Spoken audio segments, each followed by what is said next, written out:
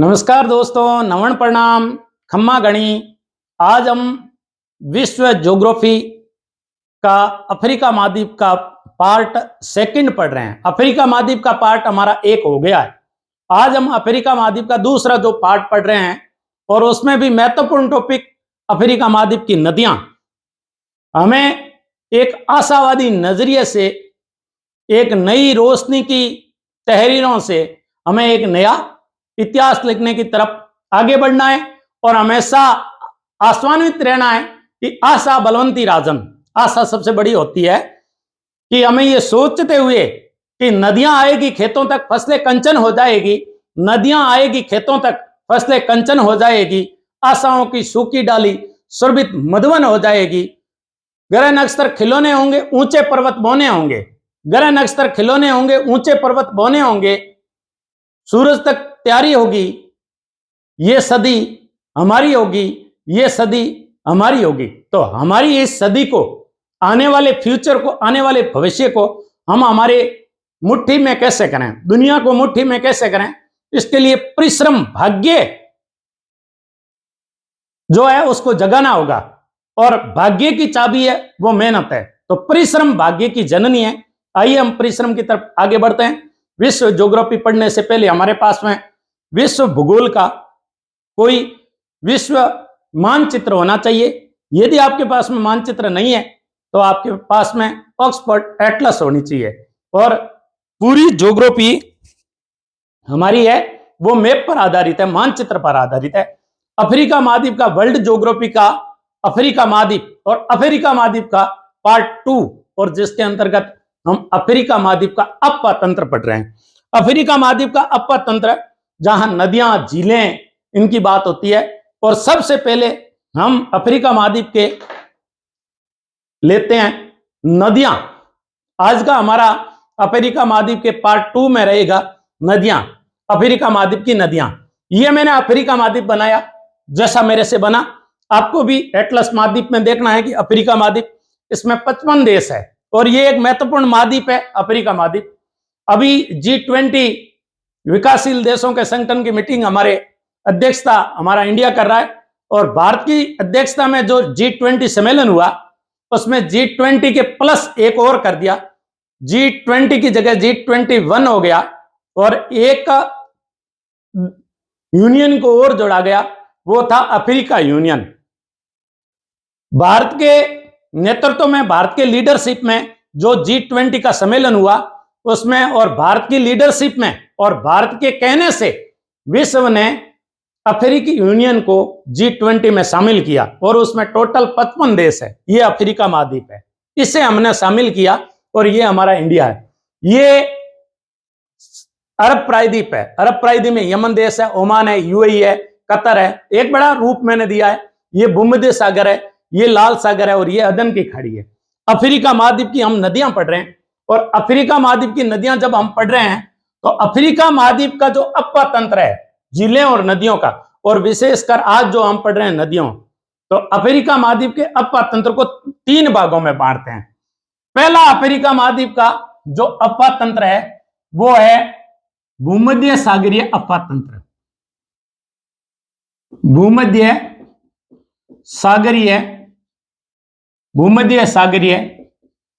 अपतंत्र, भूमध्य सागरीय अपतंत्र, यानी अफ्रीका महाद्वीप की कौन कौन सी नदी भूमध्य सागर में गिरती है। ये इटली है और ये ऊपर वाला भाग है, ये यूरोप महाद्वीप है। और वर्तमान में मैंने अकाबा की खाड़ी और ये जो पार्ट छोड़ा है, यहां स्वेज नहर है और ये जो गाजा पट्टी है, यहां इजराइल है और ये सीनाई प्रायद्वीप है। सीनाई प्रायद्वीप से लगा हुआ गाजा पट्टी है, जहां इजराइल और फिलिस्तीन के मध्य, हमास के नेतृत्व में गाजा जो फिलिस्तीन है और उधर इजराइल, दोनों के बीच में वर्तमान में युद्ध चल रहा है, वो क्षेत्र यह है। तो इस प्रकार मैंने भूमध्य सागरीय अपतंत्र के बारे में लिखा और भूमध्य सागरीय अपतंत्र में एक नदी गिरती है और वो नदी इस प्रकार बह करके भूमध्य सागर में गिरती है और वो नदी है नील नदी। कौन सी नदी है? नील नदी। तो भूमध्य सागर में गिरने वाली नदी कौन सी है? नील नदी। ये जो इधर वाला पार्ट है अफ्रीका महाद्वीप के पश्चिम में, दूसरा जो पार्ट है वो है अटलांटिक महासागर, और जो नदियां अटलांटिक महासागर में गिरती है इसलिए अफ्रीका महाद्वीप का अटलांटिक महासागरीय अपवा तंत्र, अटलांटिक महासागरीय अपवा तंत्र, अटलांटिक महासागरीय अपवा तंत्र। अटलांटिक महासागरीय अपवा तंत्र में महत्वपूर्ण जो नदी है वो इस प्रकार भूमध्य रेखा से निकलती है और उस नदी का नाम है कांगो नदी। अटलांटिक महासागर में गिरने वाली अफ्रीका महाद्वीप की सबसे लंबी नदी है वो है कांगो नदी। ये लगभग 4700 किलोमीटर, 4700 किलोमीटर और 2900 मील के लगभग चलती है कांगो नदी। वर्णन बाद में पढ़ेंगे। दूसरी नदी है वो है इस प्रकार, ये सियरा लियोन के पठार से निकल करके और गिनी की खाड़ी में गिरती है और इस नदी को कहते हैं नाइजर नदी। कौन सी नदी है? नाइजर नदी। दूसरी लंबी नदी है अटलांटिक महासागर की अपवा तंत्र की, नाइजर नदी। और एक यहां है ड्रैकेंसबर्ग पर्वत से निकल करके अटलांटिक महासागर में गिरती है और वो नदी है ऑरेंज नदी। कौन सी नदी है? ऑरेंज नदी। ऑरेंज नदी। ऑरेंज नदी की एक महत्वपूर्ण सहायक नदी है वो है वाल नदी। और नाइजर की जो नदी है वो है बेनियो नदी। और चौथी जो नदी है वो इस प्रकार नदी है सेनेगल देश में और वो है सेनेगल नदी। सेनेगल नदी। तो दो अपवा तंत्र हुए, एक भूमध्य सागरीय अपवा तंत्र। भूमध्य सागरीय अपवा तंत्र में जो महत्वपूर्ण नदी करती है वो नील नदी है, विश्व की सबसे लंबी नदी है। ये रहा अटलांटिक महासागर। अटलांटिक महासागर में जो गिरती है वो सबसे लंबी नदी है कांगो नदी, फिर नाइजर नदी, फिर ऑरेंज नदी और सेनेगल नदी। महत्वपूर्ण अटलांटिक महासागरीय नदी तंत्र है। अब ये जो है हमारा हिंद प्यारा सा, और हिंद प्यारे के पश्चिम में और अफ्रीका महाद्वीप के पूर्व में ये जो सागर है वो है हिंद महासागर। इस प्रकार तीसरा जो अपवा तंत्र है वो अफ्रीका महाद्वीप का हिंद महासागरीय अपवा तंत्र। हिंद महासागरीय अपवा तंत्र, हिंद महासागरीय अपवा तंत्र है।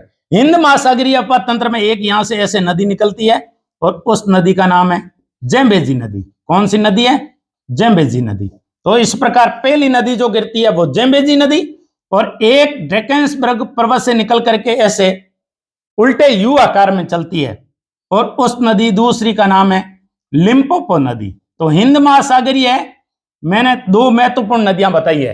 एक अफ्रीका महाद्वीप के अपवा तंत्र को जहां नदियां गिरती है, जहां नदियों की निकासी है, जहां नदी अपना डेल्टा बनाती है या एचुरी बनाती है, ज्वार नदमुख बनाती है, यानी वो लास्ट में जहां जाकर के खत्म होती है और अपने जल का विसर्जन करती है, उस दृष्टि से अफ्रीका महाद्वीप के अपवा तंत्र को तीन भागों में बांटते हैं। पहला अपवा तंत्र भूमध्य सागरीय अपवा तंत्र। भूमध्य सागरीय अपवा तंत्र की सबसे लंबी नदी है नील नदी, ये विश्व की सबसे लंबी नदी भी है।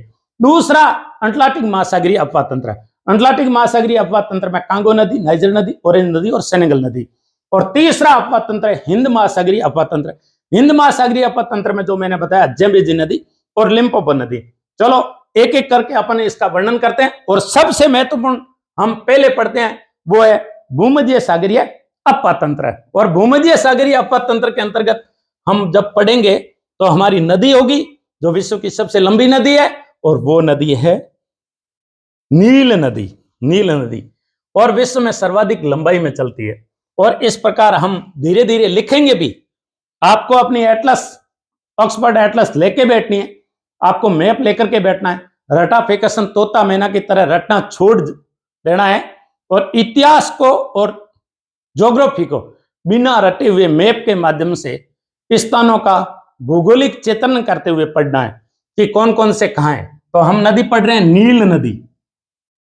देखो नील नदी शुरुआत में दो धाराओं में निकलती है और वो भूमध्य सागर के पास से निकलती है, या भूमध्य रेखीय भाग के पास में। कौन से? भूमध्य रेखीय। भूमध्य रेखीय की जगह मुझे भूमध्य सागरीय आ गया, बाकी कहां से? भूमध्य रेखा से निकलती है। भूमध्य रेखा के पास में एक झील है और उस झील का नाम है विक्टोरिया झील। कौन सी झील है? विक्टोरिया झील। विक्टोरिया झील। हालांकि ये विक्टोरिया झील से पहले एक बुरुंडी झील है, बुरुंडी देश है, बुरुंडी के उच्च प्रदेश से निकलती है। बुरुंडी से ये निकल करके ये अल्बर्टा और विक्टोरिया झील हुए होते हुए बहती है। इस विक्टोरिया झील के पास में एक पर्वत चोटी है और वो तंजानिया और केन्या की सीमा पर है। तंजानिया और केन्या की सीमा पर है और वो चोटी है, पर्वत चोटी किलिमंजारो। किलिमंजारो अफ्रीका महाद्वीप की सबसे ऊंची चोटी है। ये 5,895 मीटर ऊंची है। ये भूमध्य रेखा से 322 किलोमीटर दूर है, लेकिन इसकी ऊंचाई भूमध्य रेखा पर होने के बावजूद ऊंचाई अधिक है। सौरमंडल में हम जब ऊंचाई की तरफ जाएंगे तो 165 मीटर पर 1 डिग्री सेंटीग्रेड तापमान घट जाएगा। किलिमंजारो भूमध्य रेखा पर स्थित होने के बावजूद बर्फ से ढकी चोटियां हैं और किलिमंजारो पर कॉफी की, कहवा की खेती होती है और इसे किलिमंजारो को माउंट कीबो भी कहा जाता है। अफ्रीका महाद्वीप की सबसे ऊंची पर्वत चोटी है किलिमंजारो और इस किलिमंजारो की जब बर्फ की पिघलती है बर्फ और भूमध्य रेखा पे जो बरसात होती है वो विक्टोरिया झील में एक धारा के रूप में जाती है और विक्टोरिया झील से जो नदी निकलती है उसका नाम है श्वेत नील नदी। कौन सी है? श्वेत नील नदी। इसे व्हाइट नाइल कहा जाता है, WHIT, व्हाइट नाइल कहा जाता है, व्हाइट नाइल रिवर कहा जाता है, व्हाइट नाइल रिवर कहा जाता है। विक्टोरिया झील से निकलती है। विक्टोरिया झील से निकल करके ये युगांडा की तरफ आगे बढ़ती है। कौन सी? पहली बात कर रहा हूं, नील नदी 2 धाराओं के रूप में निकलती है। पहली धारा है वो है श्वेत नील या वेत नील या व्हाइट नाइल रिवर के रूप में विक्टोरिया झील से निकल करके युगांडा में प्रवेश करती है। युगांडा में एक बांध है ओवन बांध। ओवन बांध एक बहुउद्देशीय नदी घाटी परियोजना है। बहुउद्देशीय नदी घाटी परियोजना है। बहुउद्देशीय नदी घाटी परियोजना है। ओवन बांध परी ओवन प्रपात स्थित है और ये युगांडा में ओवन प्रपात, युगांडा में स्थित है ओवन प्रपात। और फिर युगांडा के बाद में ये नदी आगे बढ़ जाती है और इस प्रकार आगे बढ़ती है और सूडान में प्रवेश करती है। इधर ये जो भाग है ये हॉर्न ऑफ अफ्रीका कहलाता है। अफ्रीका का सींग कहलाता है। गाय का ऐसे सींग निकला हुआ होता है, भैंस का नहीं, गाय का तिक्का ऐसे सींग निकला हुआ आता है, ऐसे ये सींग की भांति है। इसलिए जिबूती, सोमालिया, इथोपिया, इस भाग को अफ्रीका का क्या कहा जाता है? हॉर्न ऑफ अफ्रीका कहा जाता है। और ये जो भाग है ये अफ्रीका महाद्वीप का सारा का भाग है, लेकिन ये उच्च प्रदेश है और इसे कहते हैं इथोपिया उच्च भूमि। इथोपिया उच्च भूमि। इथोपिया उच्च भूमि पर एक झील है, उस झील का नाम है ताना झील। कौन सी झील है? ताना झील। और ताना झील से एक नदी निकलती है और उस नदी का नाम है, कौन सी झील है? ताना झील। और इथोपिया उच्च भूमि से देखो, अफ्रीका महाद्वीप के अंदर भूमध्य रेखा निकलती है, अफ्रीका महाद्वीप से करक रेखा निकलती है, अफ्रीका महाद्वीप से मकर रेखा निकलती है। करक और मकर रेखा के मध्य उष्णकटिबंधीय जलवायु पाई जाती है। लेकिन इथोपिया उस भूमि उष्णकटिबंधीय जलवायु में स्थित होने के बावजूद इथोपिया उच्च भूमि पे उपोष्ण या शीतोष्ण कटिबंधीय जलवायु पाई जाती है। क्यों? क्योंकि ये ऊंचा भाग है और सौरमंडल में 165 मीटर पर 1 डिग्री सेंटीग्रेड तापमान घट जाता है। इसलिए इथोपिया उच्च भूमि एक शीतोष्ण कटिबंधीय क्षेत्र है। उष्ण कटिबंध में स्थित होने के बावजूद, जैसे मैंने बताया कि भूमध्य रेखा से 322 किलोमीटर दूर होने के बावजूद 322 किलोमीटर दूर होने के बावजूद किलिमंजारो पर्वत बर्फ से ढका रहता है। ऐसे ही इथोपिया उच्च भूमि उष्ण कटिबंधीय जलवायु में स्थित होने के बावजूद ऊंचाई पर होने के कारण शीतोष्ण या उपोष्ण कटिबंधीय जलवायु रखता है। और वहां एक झील है ताना झील, और ताना झील से जो नदी निकलती है उसका नाम है ब्लू नील। ब्लू नील नदी, ब्लू नील नदी यानी blue Nile river, blue Nile river, blue नील नदी निकलती है। और ब्लू नील नदी पे जब ये सूडान में प्रवेश करती है, कहां, यहां रहा सूडान, और जब ये सूडान में प्रवेश करती है तो यहां एक बांध स्थित है जिसका नाम है सेनार बांध। कौन सा बांध है? सेनार बांध। सेनार बांध। तो ब्लू नील पे सूडान में सेनार बांध है, और श्वेत नील पर युगांडा में ओवन बांध है। फिर ये नदी आगे बढ़ती है और ब्लू नील और व्हाइट नील के मध्य दो नदियों के बीच में जो दोआब होता है, जो क्षेत्र होता है, उसे दोआब कहा जाता है।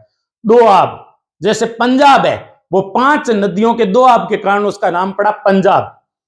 हम जब भारत की उत्तर से दक्षिण की तरफ नदियों का क्रम पढ़ते हैं तो सबसे है सिंधु, फिर झेलम, चिनाब, रावी, व्यास, सतलज।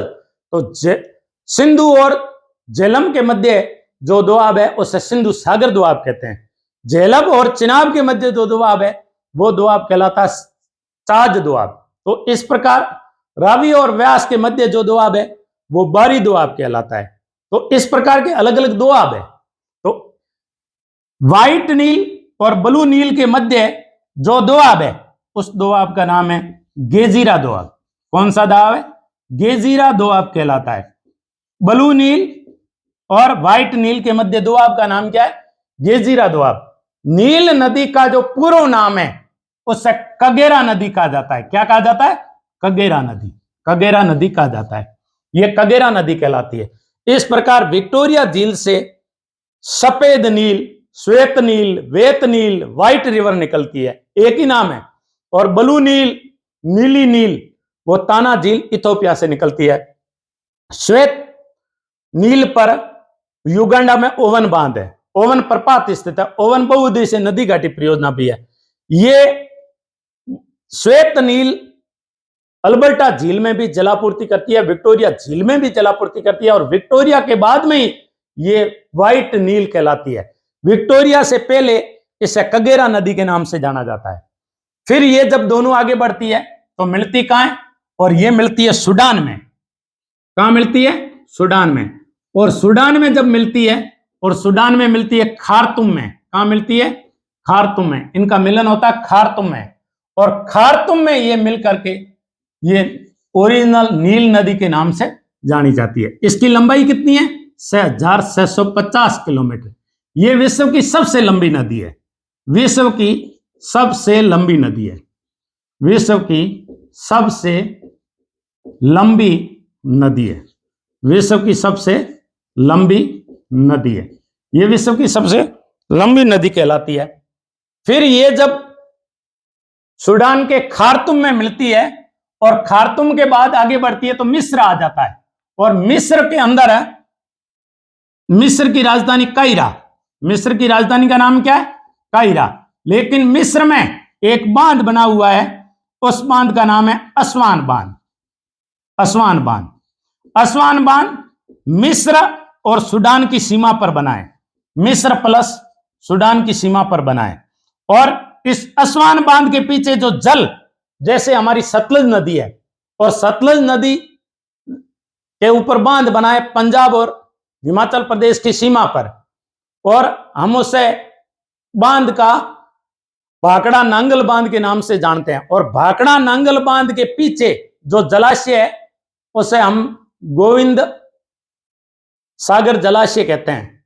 तो इस प्रकार का जो गोविंद सागर जलाशय है, सिखों के गुरु गोविंद सिंह जी के नाम पे है गोविंद सागर जलाशय। ऐसे हमारी रियंद नदी है, और रियंद नदी पे जो बांध बना है उस बांध का नाम है गोविंद वल्लभ पंत सागर। तो ऐसे ही बांध का नाम है वो है असवान बांध। और असवान बांध के पीछे जो जलाशय है उसे नासिर झील कहते हैं। नासिर झील कहते हैं। ये वही नासिर थे जो मिस्र के राष्ट्रपति थे, मार्शल टीटो युगोस्लाविया, और हमारे जवाहरलाल नेहरू के साथ में मिलकर के जो गुट निरपेक्ष आंदोलन का प्रारंभ किया था, वो वही महान विभूति है जिसके नाम पे नासिर झील का निर्माण किया गया है। और नासिर झील जो बनी है उसका जो बांध का नाम है उसका नाम है असवान बांध। फिर ये आगे बढ़ती है और ये भूमध्य सागर में जाके गिरती है। भूमध्य सागर में जब ये गिरती है तो ये 2 धाराओं में बढ़ जाती है। कितनी धाराओं में? 2 धाराओं में बढ़ जाती है। जैसे हमारी गंगा नदी है, गंगा नदी कहां से निकलती है? गंगा नदी जब निकलती है तब वो निकलती है गंगोत्री से उत्तराखंड में। गंगोत्री उत्तराखंड, उत्तराखंड के बाद में ये कुछ भागों में यूपी में, बिहार में, पश्चिम बंगाल में बहती है और बंगाल की खाड़ी में जाके गिरती है। उससे पहले वो दो धाराओं में बंट जाती है, एक है भागीरथी, एक है हुगली। ऐसे ये भी दो धाराओं में बनती है। नील नदी भी ये दो धाराओं में बनती है। ये जो खार्तुम है सूडान का, उसके बाद में ये ओरिजिनल रूप से नील कहलाती है। पहले इसको नील, नीली नील और श्वेत नील के नाम से जानते हैं।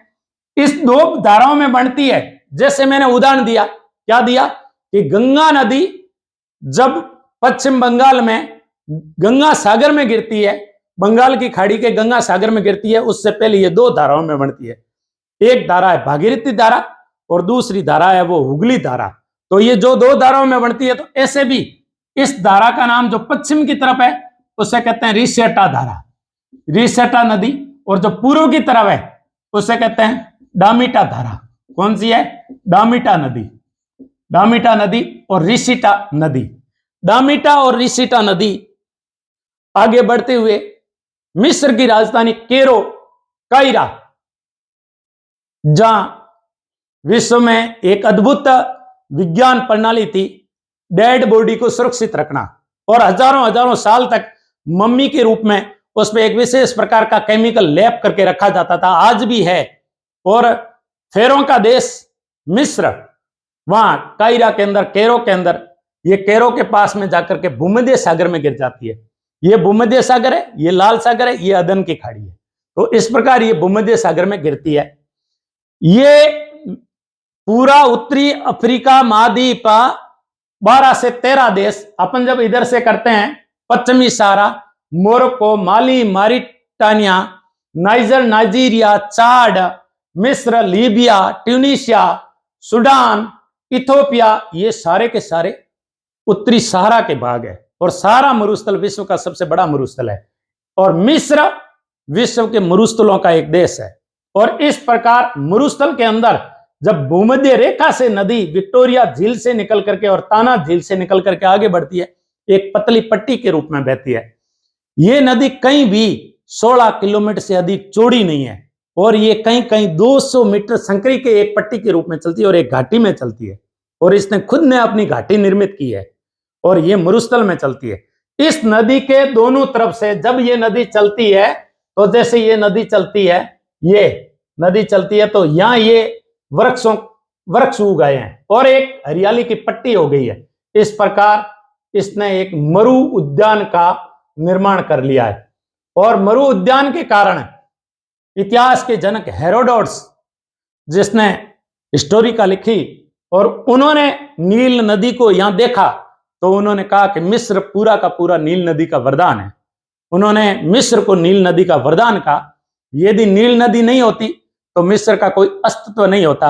विश्व की प्राचीन मिस्र सभ्यता इसी नील नदी के घाटी में स्थित थी। तो इस प्रकार हमने नील नदी को पढ़ा कि विक्टोरिया झील से, एक सार रूप में दोबारा दोहराता हूं, विक्टोरिया झील से श्वेत नील नदी के रूप में आगे बढ़ती है। युगांडा में इस पर बांध है ओवन बांध और ओवन जलप्रपात, और ओवन एक बहुउद्देशीय नदी घाटी परियोजना है। फिर ताना झील इथोपिया उच्च भूमि से ब्लू नील निकलती है और इस पर सूडान में, इथोपिया से निकलने के बाद सूडान में कौन सा बांध है? सेनार बांध है। सूडान के खार्तुम में ये दोनों नदी मिलती है। ब्लू नील और श्वेत नील दोनों के बीच का जो दोआब है वो गेजीरा दोआब कहलाता है। पूछा जा सकता है क्वेश्चन, और ज्योग्राफी ऑप्शनल में पक्का पूछेगा, तो दोनों का गेजीरा दोआब कहलाता है। श्वेत नील को विक्टोरिया झील से पहले जब ये ब्रुंडी से निकलती है तो उसे कगेरा नदी के नाम से जाना जाता है, कगेरा नदी के नाम से जाना जाता है। नील नदी विश्व की सबसे लंबी नदी है और 6650 किलोमीटर लंबी है। जब ये मिस्र में आगे बढ़ती है तो मिस्र में इस पर एक बांध बना है, असवान बांध। असवान बांध के पीछे जो पानी इकट्ठा होता है उसे नासिर झील कहते हैं। नील नदी पर बना असवान बांध नील नदी का सबसे बड़ा बांध है। यदि पूछ लें नील नदी पर सबसे बड़ा बांध कौन सा है, तो असवान बांध है। और असवान बांध के पीछे बनी नासिर झील नील नदी पर बनी सबसे झील है वो सबसे बड़ी झील है। फिर ये नदी मिस्र के अंदर भूमध्य सागर में गिरने से पहले ये दो भागों में बढ़ जाती है। पश्चिम की धारा को रिसेटा नदी कहते हैं और पूर्व की धारा को डामिटा नदी कहते हैं, या डेमिएटा या रिशिएटा अलग अलग नाम से पुकारा जाता है, लेकिन रिसेटा नदी और डामिटा नदी के रूप में याद रखना है। कैरो के पास में ये भूमध्य सागर में गिर जाती है। इस प्रकार ये हमने पढ़ा नील नदी का वर्णन। अब आइए आगे हमें एक अफ्रीका महाद्वीप की, अब हमने भूमध्य सागरीय अपवाह तंत्र पढ़ा। अब हम दूसरा पढ़ते हैं और वो पढ़ते हैं अटलांटिक महासागरीय अपवाह तंत्र। अफ्रीका महाद्वीप का कौन सा पढ़ते हैं? अटलांटिक महासागरीय अपवाह तंत्र पढ़ते हैं। और आपको मैं साथ में लिखाऊंगा भी, आप लिखते भी रहना है, धीरे और बिल्कुल एकदम समझ के साथ अपन पढ़ते रहेंगे। हाँ, बोर्ड साफ करने में हो सकता है जितना टाइम लगे, तब तक आप कुछ चीजें आपके छूट गई है। ये देखो अफ्रीका महाद्वीप, अफ्रीका महाद्वीप में यहां भूमध्य रेखा है। इस भूमध्य रेखा को एक नदी इस प्रकार काट के चलती है और यह भी दो धाराओं के रूप में, और अटलांटिक महासागर में गिरती है। अटलांटिक महासागर में गिरती है। इस नदी का नाम है कांगो नदी। क्या नाम है? कांगो नदी। इस कांगो नदी को प्राचीन नाम जायरे नदी भी कहते हैं। जायरे कांगो देश इसी नदी के नाम पे जायरो और कांगे पड़ा। गैबोन, कैमरून ये इन देशों में बहती है। मध्य अफ्रीकन गणराज्य कांगो, और इधर ये बुरुंडी से, तंजानिया से, वहां से भी जल इकट्ठा करती है। जल प्रवाह की दृष्टि से और जल अपवाह की दृष्टि से अमेजन के बाद में कांगो नदी विश्व की सबसे बड़ी नदी है। हम पढ़ रहे हैं कांगो नदी। देखो कांगो नदी दो नदियों के रूप में निकलती है। कांगो नदी दो नदियों के रूप में निकलती है। जायरो नदी या कांगो नदी दो नदियों के रूप में निकलती है। एक है लुआ लाबा, एक है लुआ पुला। दो नदियों के रूप में निकलती है। एक नदी है उसका नाम है लुआ लाबा, लुआ लाबा, और जो दूसरी नदी है उसका नाम है लुआ पुला, लुआ पुला, लुआ लाबा और लुआ पुला। जैसे इसको कह सकते हैं अपन लुआ लाबा, ये लुआ लाबा और ये लुआ पुला के रूप में निकलती है। लुआ पुला के रूप में निकलती है। ये जहां से निकलती है, यहां कांगो, जाम्बिया और जिम्बाब्वे, जाम्बिया का जहां से निकलती है लुआ लाबा और लुआ पुला, वो कटंगा पठार कहलाता है। कौन सा पठार है? कटंगा पठार। और कटंगा पठार विश्व के अंदर तांबे के लिए जाना जाता है। विश्व का जाम्बिया अपना अधिकतर तांबा निर्यात करता है। किसी भी देश में आयात और निर्यात होता है। जैसे न्यूजीलैंड अपना सर्वाधिक निर्यात मिल्क प्रोडक्ट करता है, दुग्ध उत्पाद करता है। ऐसे ही भारत अपना कच्चा पदार्थ और वो भी फसल मटेरियल होता है, जो कृषि मटेरियल होता है, वो सर्वाधिक निर्यात करता है। जैसे सऊदी अरब विश्व में पेट्रोलियम निर्यात करता है, जाम्बिया विश्व का सर्वाधिक तांबा निर्यात करता है। अपने निर्यात का अधिकतर भाग जाम्बिया तांबा निर्यात करता है, और वो जहां से करता है वो पठार है कटंगा पठार। ये कटंगा पठार के लुआ लाबा और लुआ पुला से निकलती है। ये मकर रेखा को, ये भूमध्य रेखा है, सॉरी कौन सी रेखा है? भूमध्य रेखा को। तो भूमध्य रेखा को दो बार काटती है। भूमध्य रेखा को दो बार काटती है, दो बार काटती है। कांगो नदी भूमध्य रेखा को दो बार काटती है और इस प्रकार ये कांगो में बहती है। कांगो में बहने के बाद में जहां ये अटलांटिक महासागर में गिनी की खाड़ी के दक्षिणी भाग में गिरती है, वहां एक बंदरगाह है मत्ताड़ी बंदरगाह। मत्ताड़ी बंदरगाह, ये मत्ताड़ी बंदरगाह कांगो का बंदरगाह है और ये कांगो का सबसे बड़ा बंदरगाह है। और अटलांटिक महासागर में ये मत्ताड़ी बंदरगाह में दड़ंगा लगाती है।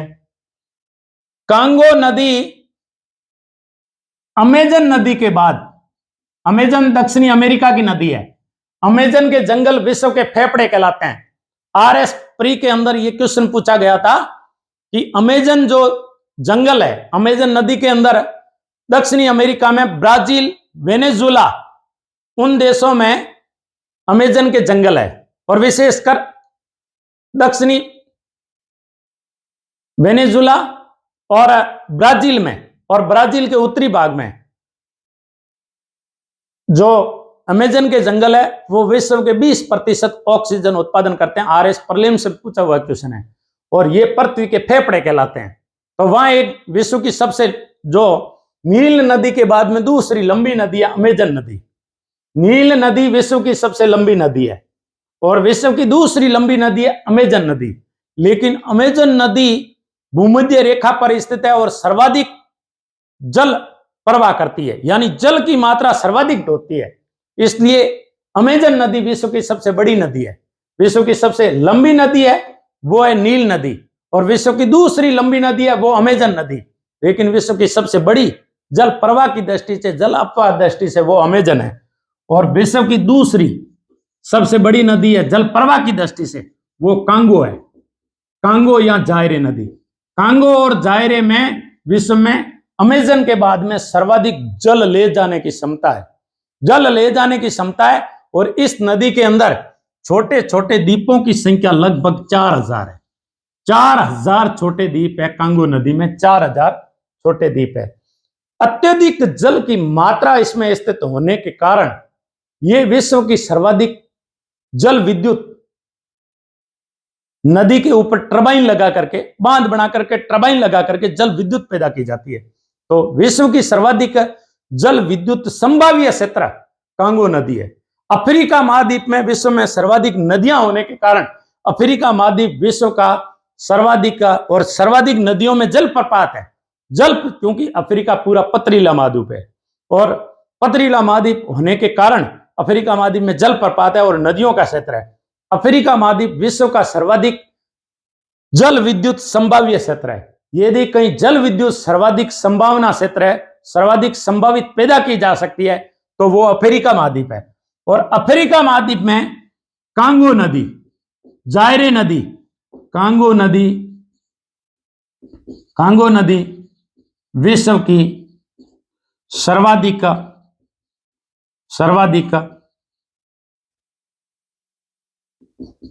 जल विद्युत संभाव्य नदी है, जल विद्युत संभाव्य नदी है। इस अकेली नदी में विश्व की 16% जल विद्युत की संभावना मौजूद है। कितनी? विश्व की 16%। अफ्रीका महाद्वीप की 40% जल विद्युत संभावना इस एक अकेले नदी में पाई जाती है। एक अकेली नदी में अफ्रीका महाद्वीप की 40%। अफ्रीका महाद्वीप की जल विद्युत में हाइड्रो पावर जो संभाव्य है, पॉसिबिलिटी है, उस अफ्रीका महाद्वीप की 40% अकेली कांगो नदी में पाई जाती है और विश्व की 16% जल विद्युत संभाव्य कांगो नदी में पाई जाती है। तो इस प्रकार कांगो नदी विश्व में सर्वाधिक जल ढोने वाली नदी है। इस नदी में खूब सारे जलप्रपात भी है, लेकिन जो विश्व के सबसे प्रसिद्ध जलप्रपात है इस कांगो नदी में, विश्व के सबसे प्रसिद्ध जलप्रपात है वो है लिविंगस्टोन। दूसरा है स्टैनले जलप्रपात और लिविंगस्टोन जलप्रपात। ये पूछा हुआ क्वेश्चन है। लिविंगस्टोन और स्टैनले जलप्रपात कांगो नदी पर स्थित है। देखो, लिविंगस्टोन वो था जो बार्थोलोम्यू और वास्को डी गामा जिस प्रकार भारत की खोज की और बार्थोलोम्यू जो अफ्रीका महाद्वीप की खोज में निकले, अफ्रीका महाद्वीप के आंतरिक भागों में खोजने में किसी ने ज्यादा इंटरेस्ट लिया तो वो व्यक्ति था लिविंगस्टोन पे नाम पर और स्टैनले के नाम पे प्रपात का नाम रखा गया कांगो नदी पर। लिविंगस्टोन जलप्रपात और स्टैनले जलप्रपात कौन सी नदी पर है? कांगो नदी पर। ये पूछे हुए क्वेश्चन है। ये भी पूछा हुआ क्वेश्चन है कि विश्व में सर्वाधिक जल विद्युत संभाव्य जल ऊर्जा हाइड्रो पावर संभाव्य क्षेत्र कौन सा? तो अफ्रीका महाद्वीप। और विश्व की सबसे बड़ी नदी कौन सी है जल संभाव्य नदी, जल विद्युत संभाव्य नदी? वो कांगो नदी। लेकिन अफ्रीका महाद्वीप में जल विद्युत का जितना विकास नहीं हुआ जितना यूरोप में हुआ है। यूरोप में छोटी छोटी नदियों पर जल ऊर्जा का, जल विद्युत ऊर्जा का, हाइड्रो पावर का सर्वाधिक विकास हुआ है। तो जल विद्युत ऊर्जा का सर्वाधिक विकास करने वाला महाद्वीप यूरोप महाद्वीप। लेकिन जल विद्युत संभाव्य होते हुए भी विकास नहीं किया है, लेकिन जल संभाव्य है आने वाले दिनों में। अफ्रीका महाद्वीप विश्व को जल विद्युत उत्पादन करके निर्यात भी कर सकता है, तो वो अफ्रीका महाद्वीप है। अफ्रीका महाद्वीप में सबसे ज्यादा जल ढोती है कांगो नदी, जायरे नदी। इसलिए कांगो नदी और जायरे नदी, एक ही नाम है कांगो और जायरे, ये विश्व की सर्वाधिक जल विद्युत संभाव्य नदी है। कांगो नदी का दो सहायक नदी है, एक है कसाई और एक है उबांगी। इसकी दो सहायक नदियां और है, एक का नाम है कसाई और दूसरा का नाम है उबांगी। कौन सी है? उबांगी। देखो, कांगो के अंदर हीरा पाया जाता है, जाम्बिया के कटंगा क्षेत्र में तांबा हीरा पाया जाता है, और कांगो नदी जो है वो विश्व का सर्वाधिक हीरों के व्यापार के लिए जानी जाती है। वो नदी है कसाई नदी। विश्व में कांगो नदी की सहायक नदी है कसाई, और ये विश्व में हीरा व्यापार के लिए जानी जाती है। मोटे तौर पे विश्व का जितना हीरा व्यापार होता है उसका 50% कांगो नदी के कसाई क्षेत्र में पाया जाता है। कसाई और उबांगी, जब ये कांगो नदी बनती है तो दो भागों से बनती है, लुआ लाबा, लुआ पुला, दो नदियों से बनती है। ये भूमध्य रेखा को दो बार काटती है और उल्टे यू आकार में काटती है, और मताडी इसका बंदरगाह है। किंशासा बोमा इसी पर स्थित शहर है, किंशासा बोमा। कसाई और उबांगी इसकी महत्वपूर्ण सहायक नदियां हैं। कसाई विश्व का सर्वाधिक हीरा व्यापार के लिए जानी जाती है। इस पर दो महत्वपूर्ण जलप्रपात है, खूब सारे जलप्रपात है, लगभग 29 से 30 जलप्रपात महत्वपूर्ण है जहां विद्युत उत्पादन किया जा रहा है। एक है लिविंगस्टोन जलप्रपात और दूसरा है स्टैनले जलप्रपात। इस प्रकार सर्वाधिक विद्युत संभाव्य 16%, अफ्रीका की 40% संभाव्य है, अकेली नदी रखती है। 4000 के लगभग द्वीप है। अमेजन के बाद में कांगो सर्वाधिक जल ढोने वाली नदी है। ब्रजाविले, किंशासा, मताडी और बोमा से ब्रजाविले कौन सा, यहां लिख देता हूं, ब्रजाविले, ब्रजाविले, मताडी, किंशासा और बोमा, बोमा शहर, ये इसी कांगो नदी पर स्थित है। ब्रजाविले, मताडी, किंशासा और बोमा शहर इसी कांगो नदी पर स्थित शहर है।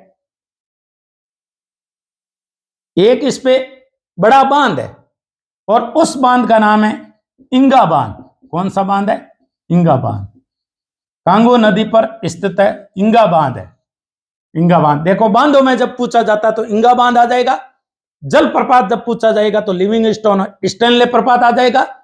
भूमध्य रेखा को कौन सी नदी दो बार काटती है तो वो कांगो नदी, यहां जायरे नदी आ जाएगा। जायरो नदी कौन सी दो नदियों से मिलकर के बनती है? लुआ लाबा, लुआ पुला। कहां से निकलती है? जाम्बिया के कटंगा पठार से निकलती है। विश्व की सर्वाधिक अमेजन के बाद में जल ढोने वाली नदी है। अफ्रीका महाद्वीप की नील नदी के बाद में दूसरी लंबी नदी है। अफ्रीका महाद्वीप की सबसे लंबी नदी नील नदी, अफ्रीका महाद्वीप की दूसरी लंबी नदी कांगो नदी। इसकी क्या विशेषता हो जाएगी? देखो, इसको लिख के बताते हैं। अफ्रीका महाद्वीप की लंबी नदियों की जब बात आएगी, अफ्रीका महाद्वीप की लंबी नदियों की जब बात आएगी तब मैं बताता हूं इस नदी का कैसे पूछा जा सकता है। थोड़ा कंफ्यूज होने वाला क्वेश्चन है, तो इस प्रकार अपन भ्रमित तो हैं, लिख लेते हैं। देखो, अफ्रीका महाद्वीप लिखता हूं। अफ्रीका महाद्वीप की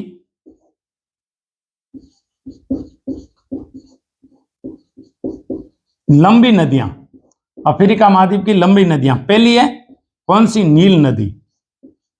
अफ्रीका महाद्वीप की नील नदी कितनी है? 6650 किलोमीटर, 6650 किलोमीटर। दूसरी कौन सी है? कांगो। कांगो कितनी लंबी है? लगभग 4700 किलोमीटर, यानी लगभग 2900 मील, 2900 मील।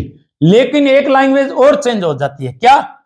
कि ये तो विश्व की लंबी नदियां हैं, यदि जल मात्रा की दृष्टि से, जल मात्रा की दृष्टि से, ये तो अफ्रीका महाद्वीप की मैंने बताई कि जल मात्रा की दृष्टि से अफ्रीका महाद्वीप की लंबी नदियों में आती है नील नदी और कांगो नदी। और यदि जल मात्रा की दृष्टि से अफ्रीका महाद्वीप की बड़ी नदी पूछें, अफ्रीका महाद्वीप की बड़ी नदी पूछें, महाद्वीप की बड़ी नदियां, तो उसमें एक स्थान पर कौन होगी? कांगो होगी। बड़ी नदी पूछें क्योंकि जल सर्वाधिक ले जाती है तो कांगो होगी, और लंबी का पूछें तो नील होगी। दूसरी लंबी का पूछें तो कांगो होगी, लेकिन बड़ी का पूछें अप्पा की दृष्टि से तो कांगो होगी। और विश्व की सबसे बड़ी कौन सी है? दक्षिणी अमेरिका की अमेजन। विश्व की पहली अमेजन बड़ी में जल मात्रा की दृष्टि से जो दक्षिणी अमेरिका महाद्वीप की है, और कांगो अफ्रीका महाद्वीप की है, और विश्व की दूसरी बड़ी नदी है। विश्व की सबसे लंबी नदी का पूछें तो नील नदी, विश्व की दूसरी लंबी नदी पूछें तो अमेजन नदी। तो इस प्रकार ये क्वेश्चन पूछे जाते हैं। तो अब आते हैं अपन अटलांटिक महासागर की एक महत्वपूर्ण और नदी पढ़ते हैं। अटलांटिक महासागर की एक महत्वपूर्ण और नदी पढ़ते हैं, और वो नदी निकलती है सियरा लियोन, और ऐसे उल्टे यू आकार में ये भी बहती है। कहां से निकलती है? Sierra Leone. सियरा लियोन में एक जलाशय, और उस जलाशय का नाम है फुंटा जलाशय, फुट्टा या फुंटा जलाशय। कौन से जलाशय निकली है? यहां एक सियरा लियोन देश है, सियरा लियोन के फुट्टा जलियान से निकलती है, फुट्टा जलियान से निकलती है। सियरा लियोन के बाद में ये माली में बहती है, नाइजीरिया में बहती है, नाइजर में बहती है। और ये नाइजीरिया है, और इस प्रकार ये नाइजर, और ये कहां आकर के गिरती है? ये हारकोर्ट में। यहां एक बंदरगाह है गिनी की खाड़ी में, हारकोर्ट। ये हारकोर्ट में आकर के गिरती है। यहां गाना का अकरा और हारकोर्ट और ये कोकोवा त्रिभुज बनाते हैं। क्या बनाते हैं? कोकोवा त्रिभुज। विश्व में सर्वाधिक कोकोवा पैदा किया जाता है और निर्यात किया जाता है। इस प्रकार ये कोकोवा त्रिभुज बनाते हैं। सियरा लियोन, जहां से नाइजर नदी सियरा लियोन से जलती है, और गिली, माली, नाइजर नाइजीरिया में ये चलती है। सियरा लियोन से निकल करके ये गिनी में, माली में, नाइजर में, नाइजीरिया में बहते हुए ये कहां गिरती है? पोर्ट हारकोर्ट में गिरती है। अब नाइजीरिया विश्व के मूंगफली उत्पादक देशों में 1 नंबर पर आता है। विश्व के टॉप 10 देशों में। विश्व में एक तेल है ताड़ तेल। कौन सा तेल है? ताड़ तेल। इस ताड़ तेल को कहा जाता है पाम ऑयल। भारत में सर्वाधिक पाम ऑयल को नकली डुप्लीकेट घी बनाने में काम लिया जाता है। ये गंधहीन है, इसमें किसी भी प्रकार की गंध नहीं आती है, और इसका जो मूल रूप है वो घी जैसा चिकनाहट होता है, और उसमें एसएस डाल करके भारतीय सर्वाधिक ताड़ तेल से घी बनाते हैं। और विश्व में ताड़ तेल नाइजीरिया में पैदा किया जाता है। नाइजीरिया में। अफ्रीका महाद्वीप में नाइजर और नाइजीरिया लकड़ी उत्पादन में भी प्रथम स्थान पर है। अफ्रीका महाद्वीप में सर्वाधिक लकड़ी उत्पादन में नाइजीरिया और नाइजर प्रथम स्थान पर है। तो ताड़ तेल पैदा किया जाता है, और ताड़ तेल इस नदी में ढोया जाता है, इसलिए इसको तेल नदी कहा जाता है। क्या कहा जाता है? तेल नदी। इसे तेल नदी कहते हैं। इसे ताड़ तेल नदी भी कहा जाता है। इसे ताड़ तेल नदी भी कहा जाता है। इस नाइजर नदी को ताड़ तेल नदी भी कहा जाता है। ये लगभग देखो, अफ्रीका की पहली है वो नील नदी, अफ्रीका की दूसरी बड़ी लंबी है वो कांगो, और अफ्रीका की जो तीसरी लंबी है वो नदी है नाइजर नदी। अफ्रीका की नाइजर नदी अफ्रीका की कौन सी है? तीसरी लंबी नदी है। तीसरी लंबी और बड़ी भी है। तीसरी लंबी नदी में कितनी है? 4185 किलोमीटर लंबी है। 4185 किलोमीटर ये नदी है। इस नदी के अंदर है, यहां से एक चाड झील से निकल करके एक नदी आती है, उसका नाम है बेन्यू नदी। ये बेन्यू नदी कहां से निकलती है? चाड झील से निकलती है बेन्यू नदी। ये नाइजर नदी की सबसे लंबी नदी है, सहायक नदियों में बेन्यू नदी, इस नाइजर नदी की सहायक नदी है बेन्यू नदी। और ये नाइजर नदी 4185 किलोमीटर यानी 4185 किलोमीटर, नील, कांगो और नाइजर, ये अफ्रीका के क्रमशः लंबी नदियां हैं, नील, कांगो और नाइजर। देखो नील की मैंने लंबाई क्या बताई, नील नदी आपको याद है तो मैंने 6650 बताई। कांगो की मैंने लंबाई क्या बताई, कांगो की मैंने 4700 बताई। और नाइजर की मैंने लंबाई क्या बताई, नाइजर की मैंने लंबाई बताई आपको अभी 4185 किलोमीटर। तो इस प्रकार 1 नंबर पे नील, 2 नंबर पे कांगो, 3 नंबर पे लंबी नदी कौन सी है अफ्रीका महाद्वीप की, नाइजर नदी। नाइजर नदी को क्या कहा जाता है, पाम ऑयल नदी, तेल ऑयल नदी, सियरा लियोन के ये फुंटा जलियान से निकलती है। संक्षिप्त बताता हूं, नील नदी 6650, कांगो 4700 और नाइजर 4150। ये सियरा लियोन के फुंटा जलियान से निकलती है, गिनी, माली, नाइजर नाइजीरिया में बहती है। उधर से इसकी जो महत्वपूर्ण नदी है, सहायक नदी है, वो है बेन्यू नदी। बेन्यू इसकी सहायक नदी है, किसकी, नाइजर की। बेन्यू सबसे सहायक नदी है, बेन्यू। इस प्रकार यह नाइजर नदी है जो विश्व के अंदर तेल नदी के नाम से जानी जाती है। जैसे जर्मनी की एक नदी है राइन नदी, राइन नदी एक व्यस्त नदी है और जो कोयला उत्पादक क्षेत्रों में बहती है, इसलिए सर्वाधिक जहाजों में कोयला ढोया जाता है और कोयला कहीं ना कहीं गिरता है तो जल भी पूरा काला हो जाता है। इसलिए राइन नदी को, जर्मनी की राइन नदी को कोयला नदी कहा जाता है, जर्मनी की राइन नदी को काली नदी कहा जाता है। ऐसे ही नाइजर नदी को विश्व की तेल नदी कहा जाता है, ताल तेड़ नदी कहा जाता है, क्योंकि पाम ऑयल होता है, ताड़ एक वृक्ष है जिसे पाम ट्री कहते हैं, पाम ट्री से ताड़ तेल निकाला जाता है। इस प्रकार यह विश्व में क्या कहलाती है, तेल नदी कहलाती है। चलो आगे बढ़ते हैं जल्दी जल्दी, क्योंकि अपने पास में इतना ही समय। अब अटलांटिक महासागर में एक नदी सेनेगल नदी, इसका कोई ऐसे महत्व नहीं है। यदि पूछ लिया जाए कि अटलांटिक महासागर में अफ्रीका महाद्वीप की कौन सी नदी करती है, कांगो, नाइजर, सेनेगल, एक यहाँ नदी है, ये अफ्रीका महाद्वीप का दक्षिणी अफ्रीका देश है, दक्षिणी अफ्रीका से निकलती है। और वो निकलती है दक्षिणी अफ्रीका का एक प्राचीन पर्वत है जिसे कहते हैं ड्रैकेंसबर्ग पर्वत, ड्रैकेंसबर्ग पर्वत, ड्रैकेंसबर्ग पर्वत।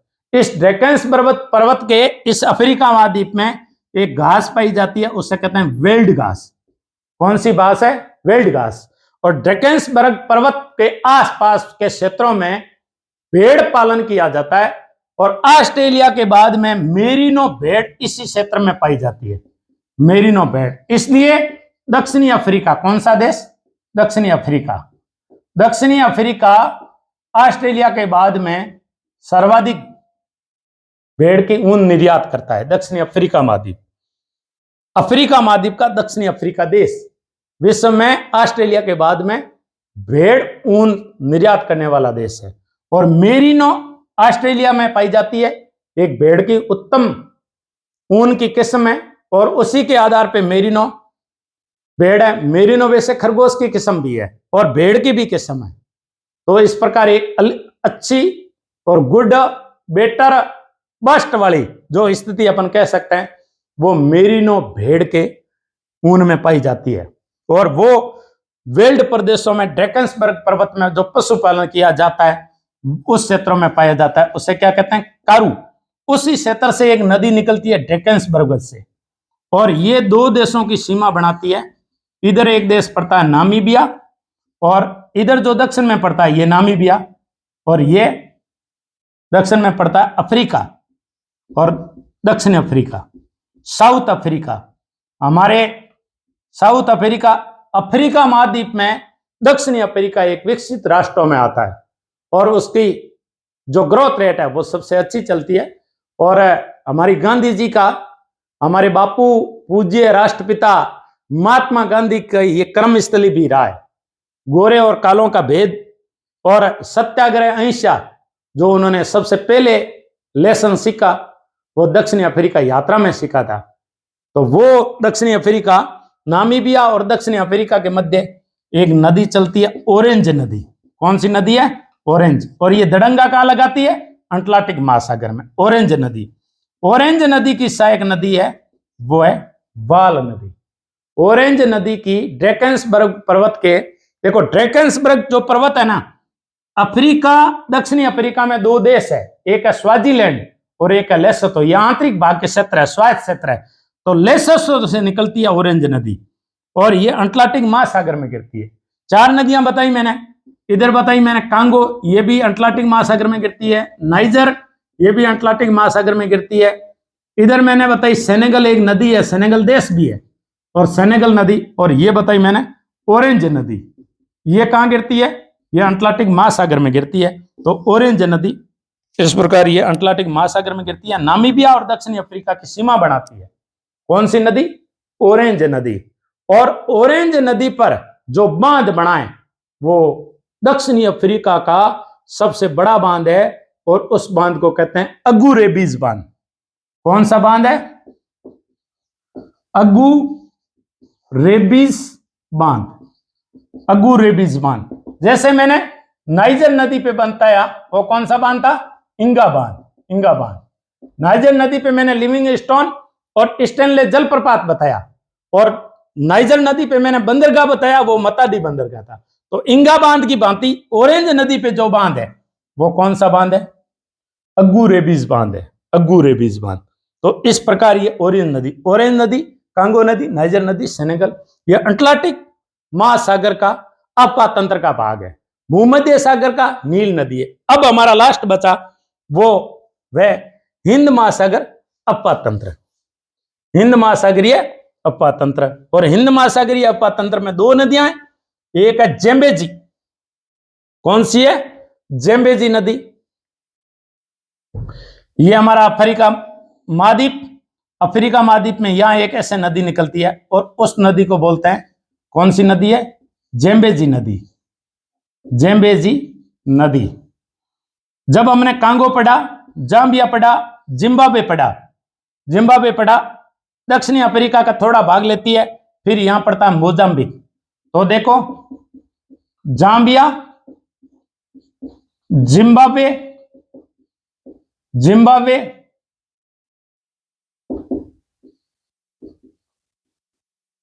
दक्षिणी अफ्रीका, मोजाम्बिक, इन देशों में बनती है।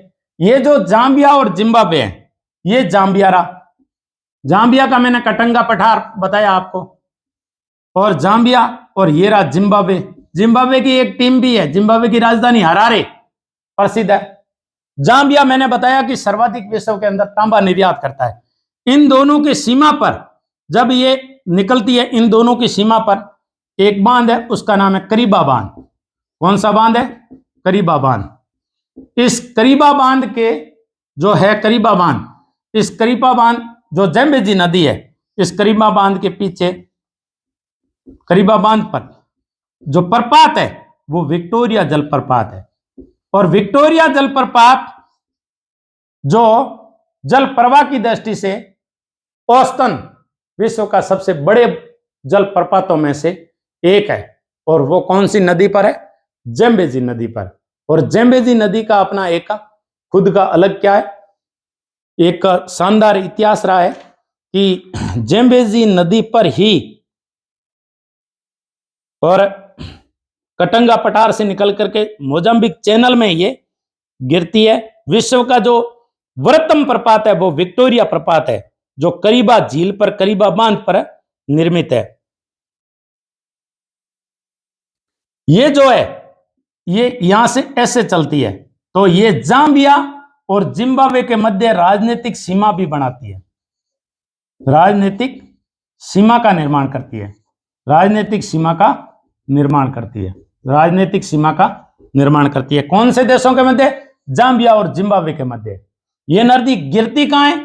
ये मोजाम्बिक देश है। कौन सा देश है? मोजाम्बिक। और मोजाम्बिक देश के ये मोजाम्बिक चैनल में गिरती है, और मोजाम्बिक चैनल हिंद महासागर का भाग है। मोजाम्बिक चैनल हिंद महासागर का भाग है। तो जेम्बेजी नदी, संक्षिप्त बताता हूं वापिस। जेम्बेजी नदी कहां से निकलती है? कटंगा पठार से निकलती है। कटंगा, ऐसा कह सकते हैं कि कांगो नदी के उल्टे निकलती है। कांगो नदी उत्तर की तरफ चलती है उस पठार से, और जेम्बेजी नदी दक्षिण की तरफ चलती है कटंगा पठार से। जाम्बिया जिम्बाब्वे की सीमा बनाती है जेम्बेजी नदी। जेम्बेजी नदी पर करीबा बांध है, और करीबा बांध के पीछे करीबा झील है, और इसी करीबा बांध से जो जल निकलता है वो एक प्रपात के रूप में निकलता है। और वो जो प्रपात है, कौन सा प्रपात है? विक्टोरिया प्रपात। और विक्टोरिया प्रपात, कौन सा प्रपात? विक्टोरिया प्रपात। विक्टोरिया प्रपात जल आयतन की दृष्टि से, यानी ऐसे चौड़ाई की दृष्टि से, जैसे विश्व का सबसे बड़ा ऊंचा जलप्रपात है एंजिल जलप्रपात, ओरिनिको नदी पर है। ओरिनिको अमेजन की सहायक है। दक्षिणी अमेरिका के अंदर जो अमेजन चलती है, अमेजन की सहायक है ओरिनिको, और ओरिनिको की सहायक है नदी केरो। केरो पे एंजिल जलप्रपात है, जो विश्व का लगभग 1 किलोमीटर ऊपर से गिरता है जल, और वो विश्व का सबसे ऊंचा जलप्रपात है, और विश्व का सर्वाधिक का पानी ले जाने वाला जो जलप्रपात है और प्रसिद्ध प्रपात है अपनी प्राकृतिक सटा के कारण, वो न्यागरा जलप्रपात है, जो उत्तरी अमेरिका के संयुक्त राज्य अमेरिका के लॉरेंस नदी पर स्थित है। और विश्व का आयतन की दृष्टि से विश्व का सबसे बृहत्तम जलप्रपात है वो विक्टोरिया जलप्रपात। कौन सा जलप्रपात है? विक्टोरिया जलप्रपात सबसे बृहत्तम जलप्रपातों में से एक कहा जाता है। और ये जो मोजाम्बिक चैनल में गिरती है, यहां एक बांध बना हुआ और है, उस बांध का नाम है कोबोरा बासा बांध। कोबोरा बासा बांध या कोबोर बासा बांध, कोबोरा बासा बांध। अब देखिए, जाम्बेजी नदी कटंगा पठार से निकलती है, जाम्बिया जिम्बाब्वे की सीमा बनाती है। जाम्बिया जिम्बाब्वे के पास करीबा बांध है, करीबा बांध के पीछे करीबा झील है, और करीबा बांध से ही इसका जलप्रपात का निर्माण होता है। उस जलप्रपात का नाम है विक्टोरिया प्रपात।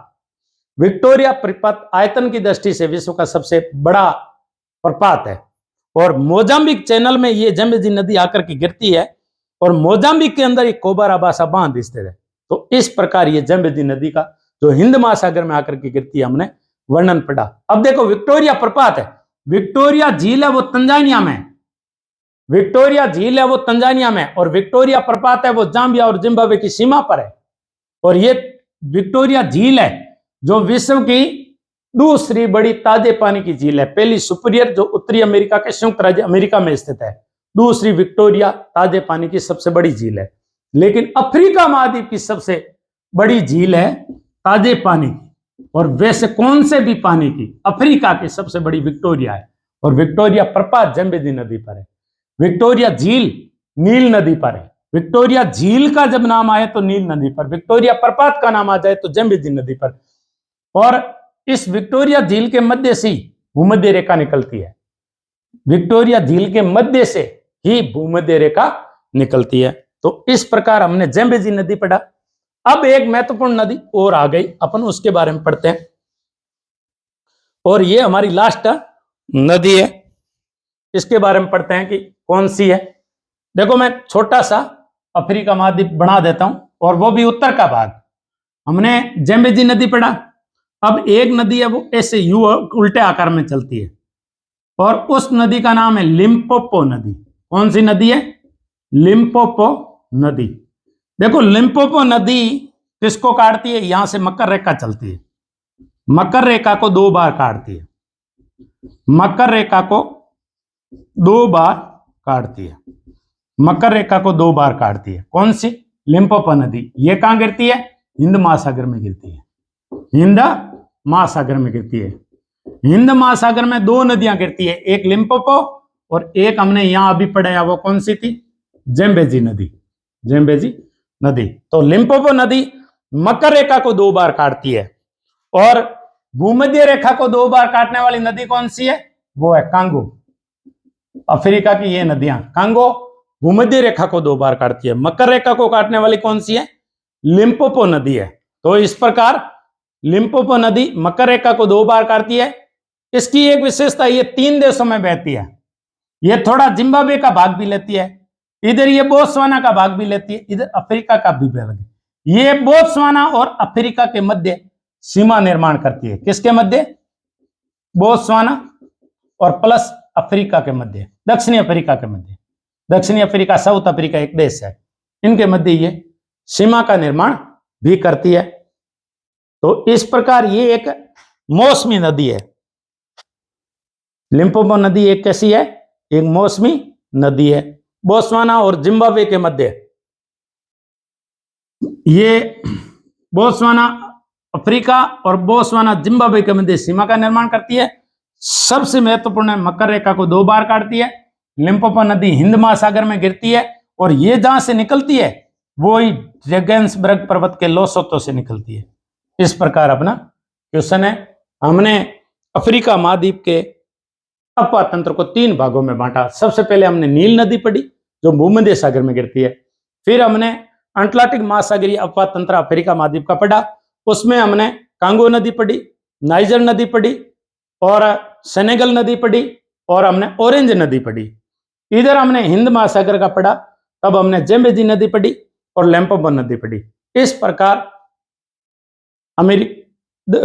अफ्रीका महाद्वीप की नदियां संपूर्ण हुई। हम अगला पार्ट है वो अफ्रीका महाद्वीप के अपवाह तंत्र में झीलों का लेंगे। महत्वपूर्ण झीलों के बारे में हमारा 15-20 मिनट का जो भी टॉपिक होगा उसे लेंगे। ऑक्सफोर्ड एटलस और मैप के माध्यम से, मानचित्रों के माध्यम से आपके दिमाग में एकदम छप जाए, अक्सर अमिट रूप से छप जाए, अभिलेख के रूप में छप जाए, जो कभी मिटे नहीं। इस प्रकार से यदि आपको मानचित्रों के माध्यम से ज्योग्राफी करनी है तो आइए, सांचोरी क्लासेज में आपका हार्दिक स्वागत है, अभिनंदन है। यदि मेरी क्लास आपको पसंद आई है तो आप इसे लाइक कीजिए, शेयर कीजिए और सब्सक्राइब भी कीजिए।